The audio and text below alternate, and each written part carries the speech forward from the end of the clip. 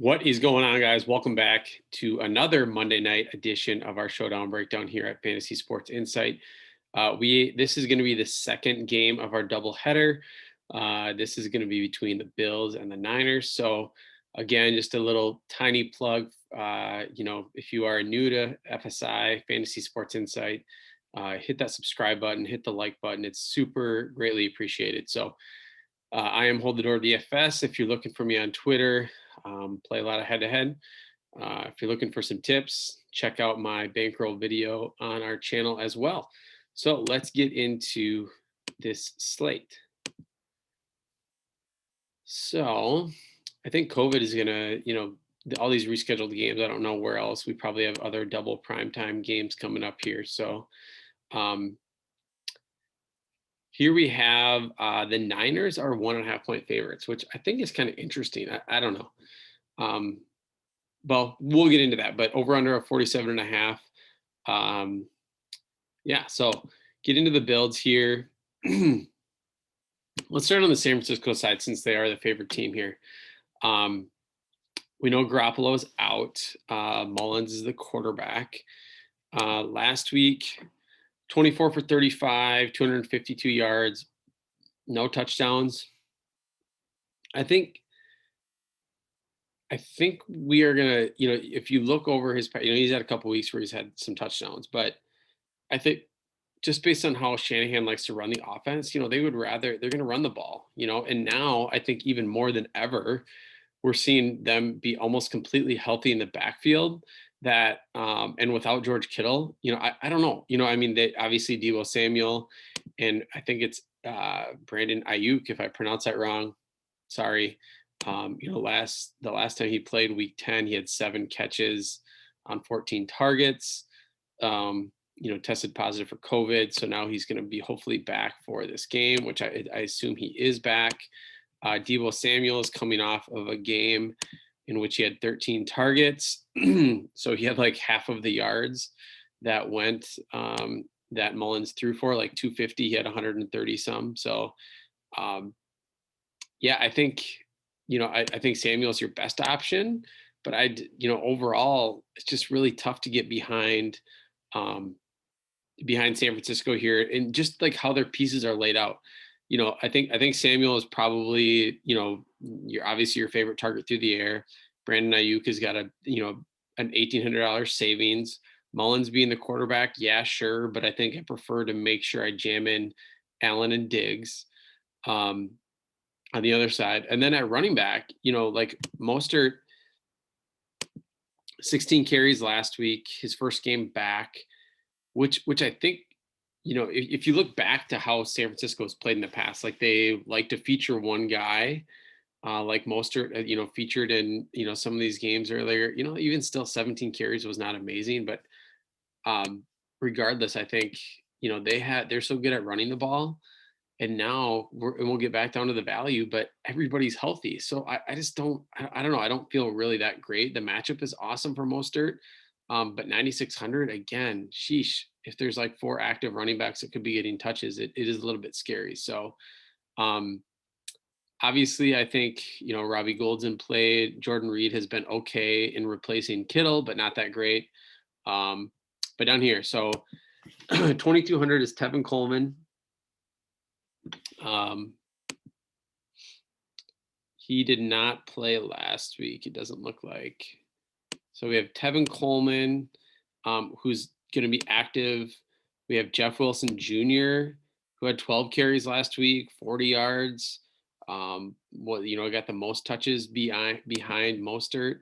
And then we have Jerick McKinnon, who had 3 catches, 21 yards, but also had 2 catches out of the, 2 catches. He's definitely likely to catch a ball compared to the other 2, I would think. But that's 3 guys, and then now you add in Tevin Coleman. I don't know, like they are the best values on the slate, but which one? I think Wilson might get the most carries out of these 3. McKinnon certainly could catch a couple passes, which would definitely probably exceed his value at 1,400.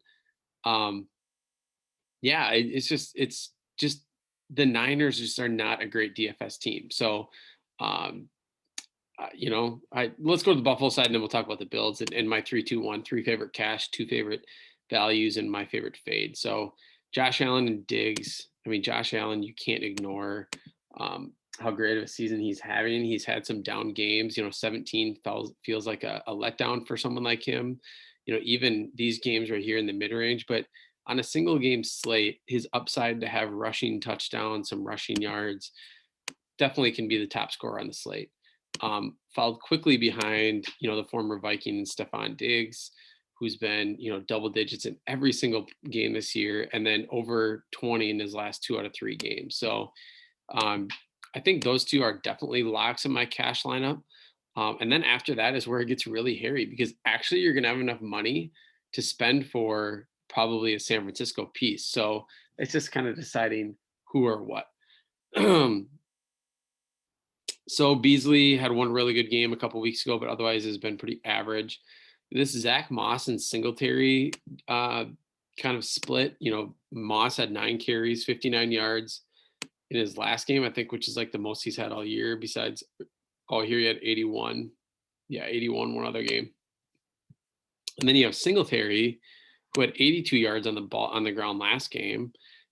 Had a couple long runs, caught 3 catches, he caught 3 balls, and had 12 points. So they're priced so awkwardly close together that it doesn't make one really that much better than the other. Then unless we get some obvious news on that. Gabriel Davis, is that home run hitter type of guy they have. 5,800. It used to be 2,200. I would rather be paying that price for him than 5,800 on a home run hitter type of guy. So not my favorite play at 5,800. Then we move down here, Bills D, who I think is okay, not great. Tyler Bass, kicker, will be in play. Dawson Knox, average, but not somebody Josh Allen really targets a whole lot. 4,000. I guess he probably could outscore the kicker, but I don't know. You know me, I'll lean the kicker. Isaiah McKenzie, no. Just like overall, it's just gross. So I think, okay, so let's just kind of recap the slate. Like most people are going to play Josh Allen Diggs, like in my opinion. Like that's definitely a starting spot for me. I feel with salary, you have a chance to say you want Mullins because you want the player with the ball in their hands the most often, which is going to be Mullins for San Francisco. And then from here, you look at maybe double kicker, which I think could be a double kicker slate. Then you can get up to one of the defenses. You could also maybe not go Mullins, and maybe you go down to Ayuk. Okay, and then you go a kicker. Like I'd prefer Bass probably over Gold. Then you're looking like you can. Oh, I saw 5,600 left. Who did I miss? Oh, if I went double kicker, then I could get back up to 7,800.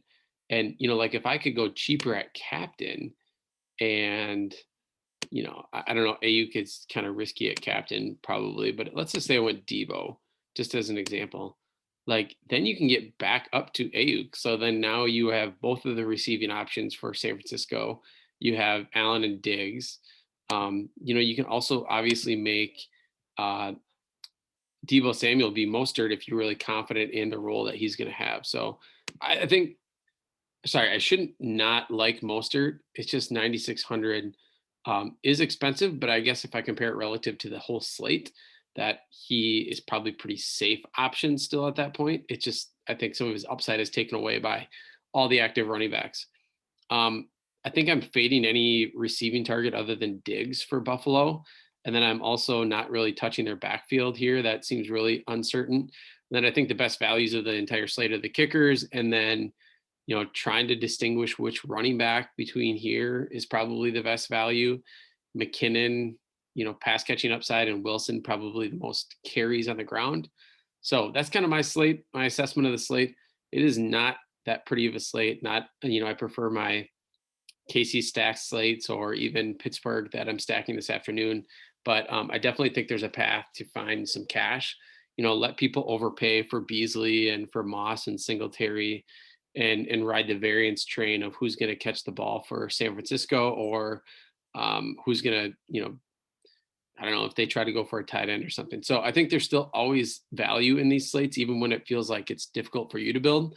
That if you use, good content and use a process when you build your lineups, then I think you are creating an edge over even on a difficult slate. It's that much harder for the other people to build as well. So thanks a lot for the support. Thanks for listening, and I will see you again next week.